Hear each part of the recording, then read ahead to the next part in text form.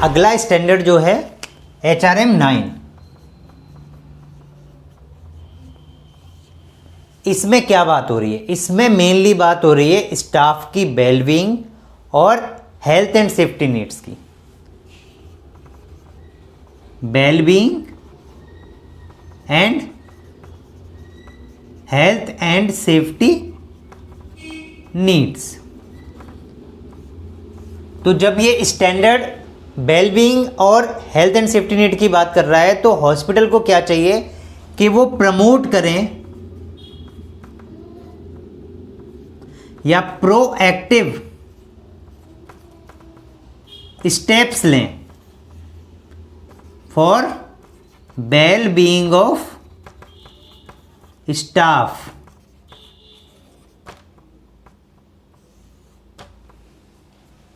Wellbeing मतलब staff के फायदे के लिए, स्टाफ का फायदे का काम। हेल्थ एंड सेफ्टी नीड मतलब सेहत और स्वास्थ्य के लिए, स्टाफ के लिए प्रोएक्टिव स्टेप्स लें।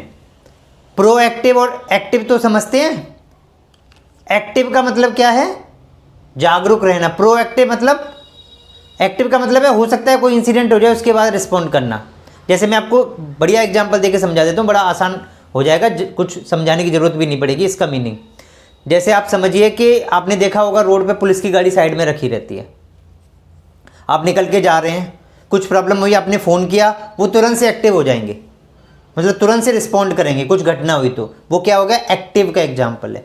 प्रोएक्टिव क्या है? रात को पुलिस की गाड़ी घूमती है जिसको हम गश्त बोलते हैं या पेट्रोलिंग बोलते हैं, वो क्या है? प्रोएक्टिव है कि कोई प्रॉब्लम होने ही नहीं देंगे। तो प्रोएक्टिव स्टेप्स लेने हैं हमें स्टाफ की वेलबींग के लिए कि कुछ इंसिडेंट्स, कोई घटना हो ही ना, ऐसा सिस्टम बनाना कि कोई चांस ही ना हो उसको, वो ज़्यादा इफेक्टिव है। हो जाएगी उसके बाद तो हर कोई एक्शन लेता है, हर कोई करता है, लेकिन अगर हमने सिस्टम ऐसा डेवलप कर लिया कि चांसेज ही ना रहें या चांसेज ना के बराबर रहें तो वो ज़्यादा इम्पोर्टेंट है। ठीक है, तो वेलबींग का एग्जाम्पल क्या है? किन चीज़ों को हम कंसीडर करते हैं वेलबींग में?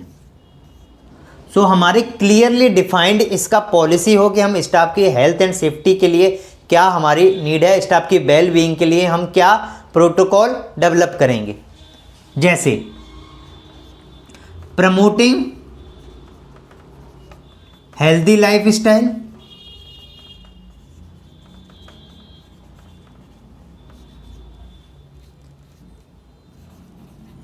प्रोवाइडिंग शेड्यूल्ड या डिफाइंड वर्किंग आवर्स,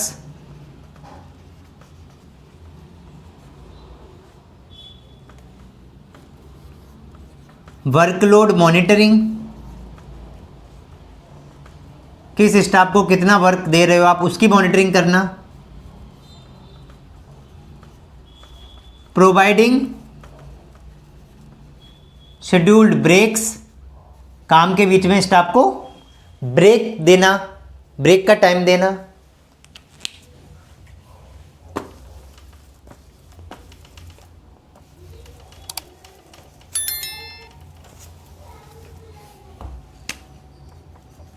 और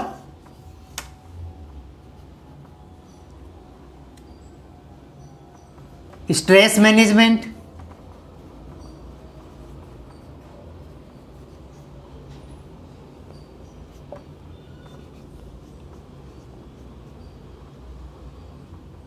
access to dining facilities.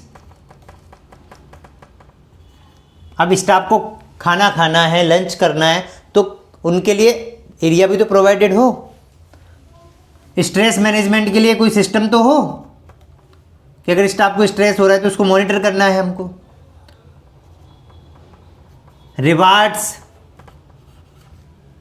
Recognitions,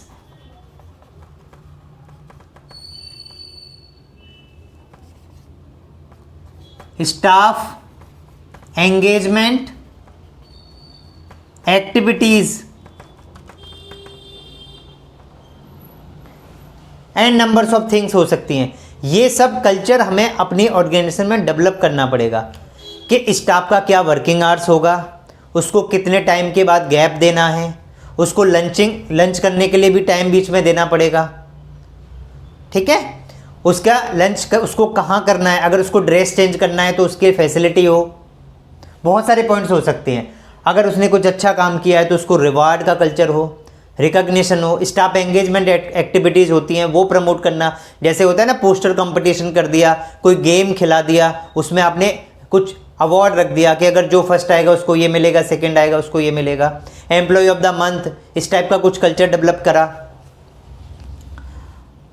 अगर स्टाफ को स्ट्रेस है तो स्ट्रेस मैनेजमेंट कोई डिपार्टमेंट आपने बना दिया, या कोई काउंसलिंग के लिए किसी को आपने डेजिग्नेट कर दिया कि अगर स्टाफ को कोई प्रॉब्लम है, कुछ स्ट्रेस हो रहा है, कुछ वर्क रिलेटेड इश्यूज हैं, तो वो उस कंसर्न पर्सन से जाके मिल सके, अपनी प्रॉब्लम को बता सके बिना किसी डर के या किसी इस टाइप की भावना के कि उसका मजाक उड़ाया जाएगा। इस टाइप का कल्चर आपको अपने हॉस्पिटल में डेवलप करना पड़ेगा। अगर आप ये डेवलप करते हो तो एनवायरनमेंट बहुत अच्छा हो जाता है। तो इसकी मॉनिटरिंग होना जरूरी है। जैसे आप कैसे स्ट्रेस को मॉनिटर कर सकते हो, फटीग को कैसे मॉनिटर कर सकते हो।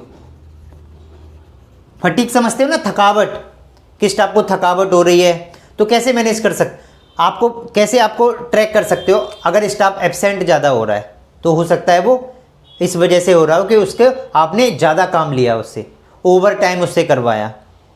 तो ओवर टाइम अगर आप करा रहे हो तो हो सकता है उसकी वजह से स्टाफ थका हुआ हो सकता है काम करते करते वो सो जाए, स्लीपी फील करे। तो उसको नेगेटिव ना फील करके ये देखना है कि क्या हमने इससे ज़्यादा काम तो नहीं करा लिया।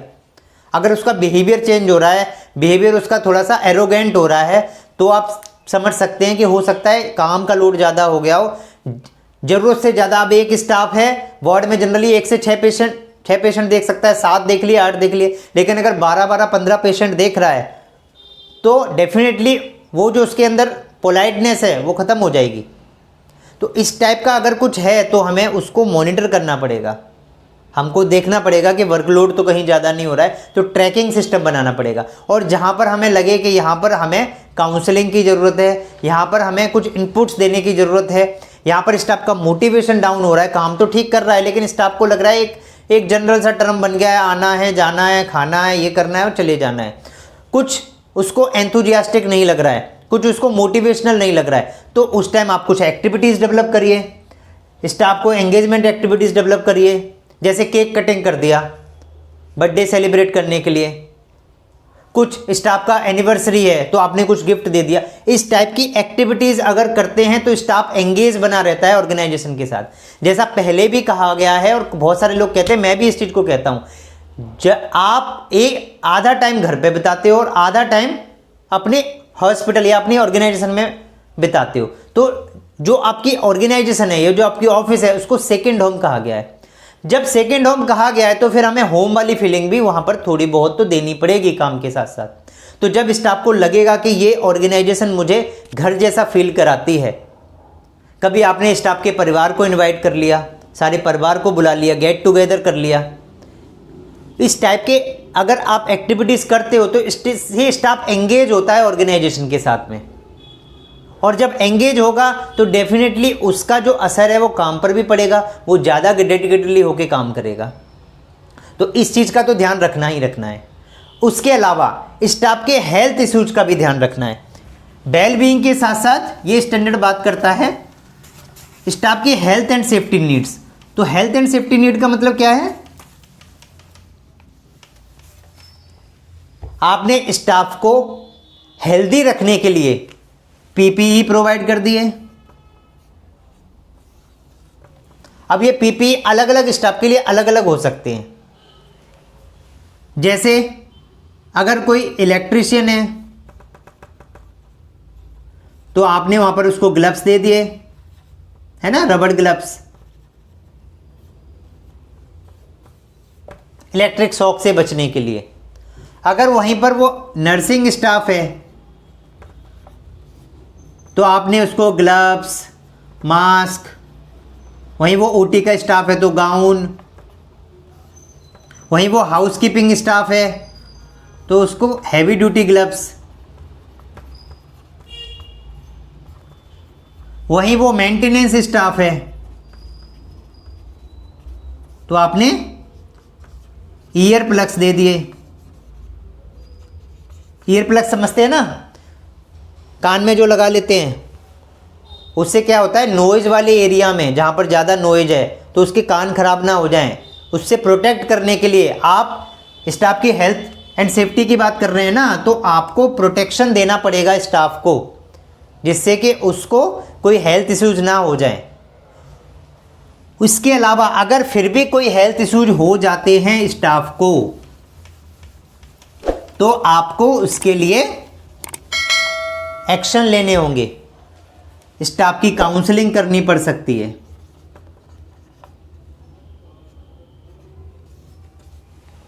एक तो आपको स्टाफ को प्रोटेक्शन प्रोवाइड करना है, उसकी हेल्थ एंड सेफ्टी का ध्यान रखना है, उसको ट्रेनिंग प्रोवाइड करना है कि कहाँ कहाँ रिस्क है, हजार्ड कहाँ पर है, रिस्क कहाँ पर है, उसको कहाँ इंजरी हो सकती है, वर्क प्लेस इंजरी हो सकती है। मान लीजिए पेशेंट को उठाया अपने से ज़्यादा वेट का और उसका बैक एक हो गया, बैक में प्रॉब्लम हो गई, तो इस टाइप का इशू हो सकता है स्टाफ को नीडल चुभ जाए, नीडल स्टिक इंजरी हो जाए, इस टाइप का इशू हो सकता है। तो अगर ऐसा कुछ भी इशू होता है, स्टाफ को कोई प्रॉब्लम होती है, तो हमें उसकी जगह पर स्टाफ को ट्रीटमेंट भी देना पड़ेगा और उसकी काउंसलिंग भी करनी पड़ सकती है। मान लीजिए नीडल स्टिक इंजरी हो जाए, अब स्टाफ डरा हुआ है, पता नहीं क्या होगा, मुझे कोई इन्फेक्शन तो नहीं हो जाएगा, तो उसको काउंसलिंग करने की भी ज़रूरत पड़ेगी। हो सकता है स्टाफ उसकी वजह से टेंस्ड हो जाए और उसको ट्रीटमेंट भी देना पड़ेगा अगर उसकी रिक्वायरमेंट है तो इसलिए एक तो स्टाफ को पीपी प्रोवाइड करना, दूसरा स्टाफ के हेल्थ स्टेटस को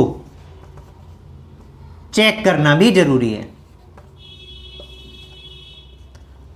आपने सारे प्रिवेंशन मेथड अपनाए हैं, उसके बाद भी अगर कोई स्टाफ को कोई प्रॉब्लम हो रही है तो आपको कैसे पता चलेगा? वो आपको तभी पता चलेगा जब एनुअल हेल्थ चेकअप आप स्टाफ के करेंगे। तो एनुअल हेल्थ चेकअप करना मैंडेटरी है। आप चाहें तो और फ्रीक्वेंसी बढ़ा सकते हैं।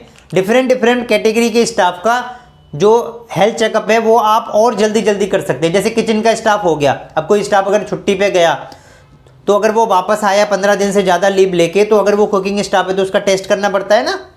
तो उसी तरीके से अलग अलग स्टाफ के लिए अलग अलग फ्रीक्वेंसी हेल्थ स्टेटस की, हेल्थ चेकअप की हो सकती है, लेकिन मिनिमम आपको साल में एक बार तो हर स्टाफ का जो डायरेक्ट पेशेंट केयर के साथ डील करते हैं उनका करना ही करना पड़ेगा, चाहे इसमें एम्बुलेंस ड्राइवर ही क्यों ना हो। देन अलग अलग कैटेगरी के स्टाफ का टेस्टिंग अलग अलग होगा। जैसे मैंने पहले भी बताया कि एम्बुलेंस ड्राइवर है तो उसकी आई की टेस्टिंग भी करनी पड़ेगी, ईयर की टेस्टिंग भी करनी जरूरी है, क्योंकि उसको ड्राइव करना है तो उसके लिए ये ज़्यादा इंपॉर्टेंट है। नर्सिंग स्टाफ वहीं पर है तो उसके हेपेटाइटिस बी का टेस्ट करना, टाइटर टेस्ट करना, वो सब जरूरी है कि वो स्टाफ जो है उसने भले ही वैक्सीनेशन ले रखा है। मान लीजिए आपके पास स्टाफ आया और वो कहता है मेरे को तो 3 डोज हेपेटाइटिस बी के लगे हुए हैं, तो आप उसका टाइटर टेस्ट कर लो, उससे आपको पता लग जाएगा कि उसको जो डोज लगी हुई है वो अभी तक इफेक्टिव है या उसको दोबारा से डोज देने की ज़रूरत है। अगेन आपको स्टाफ की वेल बीइंग के लिए, हेल्थ के लिए इस टाइप के स्टेप्स लेने पड़ेंगे। दूसरा, जो आप हेल्थ चेकअप करोगे, पहले भी मैंने बताया फिर आपको बता रहा हूं, इसका एक्सपेंसेज हॉस्पिटल को बियर करना है। आप स्टाफ से पैसे नहीं लेंगे, हॉस्पिटल की जिम्मेदारी है स्टाफ का हेल्थ चेकअप करना। और अगर हेल्थ चेकअप के दौरान या किसी काम करने के दौरान अगर स्टाफ को कोई हेल्थ इश्यूज हुए हैं तो उसका ट्रीटमेंट भी प्रोवाइड कराएं एज पर द लॉ, जो लॉ कहती है। तो सब आपकी एक पॉलिसी हो, डिफाइंड पॉलिसी बनी हो, जिसमें आपको हेल्थ का स्टेटस का चेकअप कब कब करना है, किस टाइप के स्टाफ का क्या फ्रिक्वेंसी पे होगा, उसमें कौन कौन से टेस्ट होंगे, एज पर दी डिपार्टमेंट आपके अलग अलग टेस्ट हो सकते हैं। तो वो टेस्ट कौन कौन से होंगे, उनका जो खर्चा है वो कंपनी बियर करेगी, वो सब आपको अपनी पॉलिसी में डिफाइंड करना पड़ेगा। क्लियर है? अब एक और इंपॉर्टेंट एस्पेक्ट समझिए कि स्टाफ को नीडल स्टिक इंजरी हो सकती है, बैक एक हो सकता है, वर्क प्लेस वायलेंस भी हो सकता है। वर्क प्लेस वायलेंस के लिए अलग से ऑब्जेक्टिव एलिमेंट है, जिसमें स्पेशली कहा गया है कि आपको वर्क प्लेस वायलेंस के लिए प्रॉपर मैकेनिज्म बनाना चाहिए कि आप इसको कैसे हैंडल करेंगे अगर कुछ इस टाइप का वायलेंस होता है तो। ठीक है, वर्क प्लेस वायलेंस क्या होता है? वर्क प्लेस वायलेंस होता है कि काम करने की जगह पे किसी टाइप का वायलेंस हो जाना। उसमें आपका हरासमेंट भी आता है, सेक्सुअल हरासमेंट भी आता है, मार पिटाई झगड़ा वो भी आता है, एब्यूजिंग गाली गलौज करना वो भी आता है। पेशेंट भी कर सकता है। मान लीजिए पेशेंट को कोई प्रॉब्लम हुई, उसको लगा कि मेरे साथ ये गलत हुआ है, वो 15-20 लड़के गुंडे लेके आ गया और किसी की मार पिटाई कर दी या उनको अब्यूज कर दिया, गाली दे दी। इस टाइप की सिचुएशंस कहाँ कहाँ हॉस्पिटल में हो सकती है, कौन कौन सी सिचुएशंस में हो सकती है, वो सब आपको पहले से आइडेंटिफाई करना है। तो सबसे पहले तो आपको इसका एक प्रॉपर डिफाइन करना है, पॉलिसी डेवलप करना है कि क्या क्या एरियाज हैं, कौन कौन से एरियाज हैं, क्या क्या ऐसे काम हैं जहां पर वर्क प्लेस वायलेंस हो सकता है। जैसे मैं एग्जांपल देके के बताऊं, इमरजेंसी है। अब इमरजेंसी में पेशेंट को लेके आए और आपने कहा नहीं नहीं ये तो एक्सपायर्ड है, हो सकता है वो कहे नहीं आपने चेक तो किया नहीं, आपने ऐसे ही बता दिया, लड़ाई झगड़े करने लग जाए। आईसीयू है, वहाँ पर डेथ होती है कई बार पेशेंट की, तो वहाँ पर वर्क प्लेस वायलेंस हो सकता है, लड़ाई झगड़ा हो सकता है। रिसेप्शन है, वहाँ पर कई बार झगड़े हो जाते हैं। अनटच्ड एरिया है, पहले भी हमने जब बात की थी सेक्सुअल हरासमेंट की, इंटरनल कंप्लेंट कमेटी की, कि कुछ ऐसे एरिया हैं जहाँ पर कोई आता जाता नहीं है, वहाँ पर कुछ इस टाइप की एक्टिविटीज हो सकती है, कुछ गड़बड़ हो सकती है, किसी का हरासमेंट हो सकता है, एब्यूजिंग हो सकती है, कोई बच्चे के साथ कुछ गलत हो सकता है। तो हमें वो सारे एरिया आइडेंटिफाई करने पड़ेंगे कि कहाँ कहाँ किस किस टाइप के वायलेंस हो सकते हैं, और उसके लिए स्टाफ को एजुकेट करना पड़ेगा, बताना पड़ेगा कि कैसे वो इस सिचुएशन को हैंडल कर सकते हैं।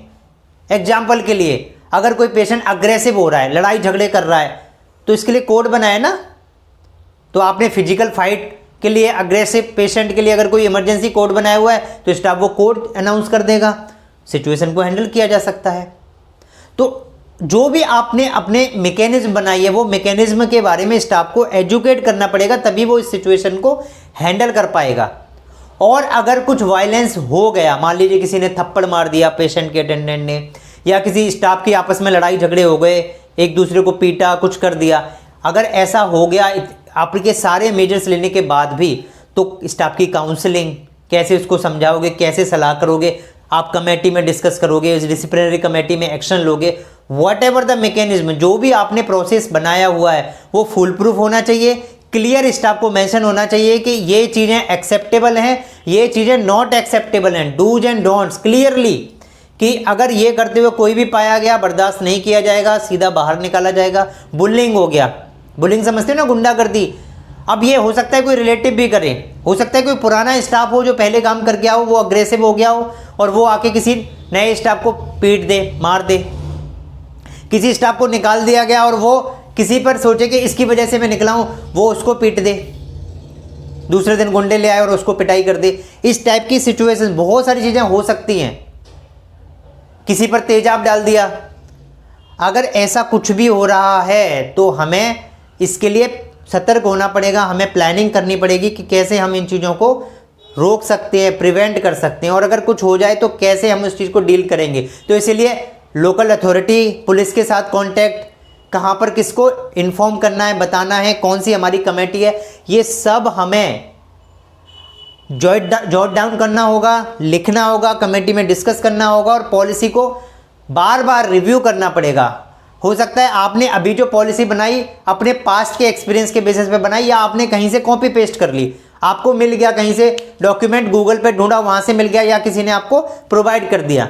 लेकिन उस डॉक्यूमेंट को स्टडी करना, मेरे हॉस्पिटल के हिसाब से वो ठीक इम्प्लीमेंट हो सकता है, नहीं हो सकता है, उसको चेक करना और उसको रिव्यू और अपडेट करना, और जो मेरे नए एक्सपीरियंस होते जा रहे हैं उसको उसमें इंक्लूड करना, उसके लिए प्रोएक्टिव प्लान बनाना, ये सब मेरी जिम्मेदारी है। मेरा हॉस्पिटल है तो मेरी जिम्मेदारी, तो आपको ये जिम्मेदारी लेनी पड़ेगी। आप क्वालिटी डिपार्टमेंट से हैं, आप एडमिनिस्ट्रेशन से हैं, या आप मेडिकल डायरेक्टर हैं, आप मेडिकल सुपरिटेंडेंट हैं, आप जिस भी पोजीशन पे, चाहे आप CEO हैं, आपको अपना ऑर्गेनाइजेशन के लिए ये प्लानिंग करनी पड़ेगी कि कैसे हम अपनी ऑर्गेनाइजेशन को वर्क प्लेस वायलेंस होगा तो कैसे मैनेज करेंगे, कैसे इस सिचुएशंस को टैकल करेंगे।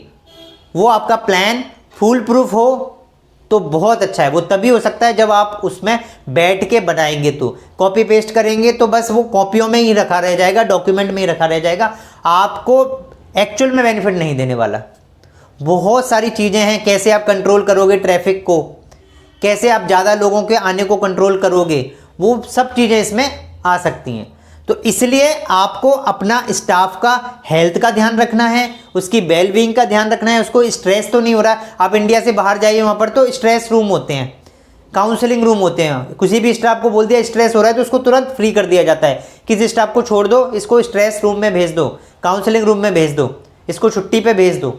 तो हमें भी, हम क्यों नहीं कर सकते? हम हर चीज़ तो बाहर से कॉपी करना चाहते हैं। अच्छी खाने की चीज़ें चाहिए हमको बाहर के जैसी, हमें अच्छे मकान चाहिए बाहर के जैसे, अच्छी ड्रेसिंग सेंस चाहिए बाहर के जैसा। फिर हम एनवायरनमेंट वैसा क्यों नहीं बनाना चाहते? तो हमें एनवायरनमेंट भी ऐसा ही बनाना पड़ेगा कि जो स्टाफ के लिए सुगम हो, उसके फ़ायदे के लिए हो, उसको भी लगे कि ऑर्गेनाइजेशन मेरे बारे में कुछ सोचती है। और जब हम किसी के बारे में सोचते हैं तो मैक्सिमम चांसेज ये होते हैं कि वो भी हमारे बारे में सोचता है। Exception are always there. Clear है? तो ये स्टैंडर्ड आपकी बात करता है हेल्थ एंड सेफ्टी नीड्स की और वेलबींग की। तो इसको प्रोएक्टिव बनाना है। क्लियर? चलिए, थैंक यू।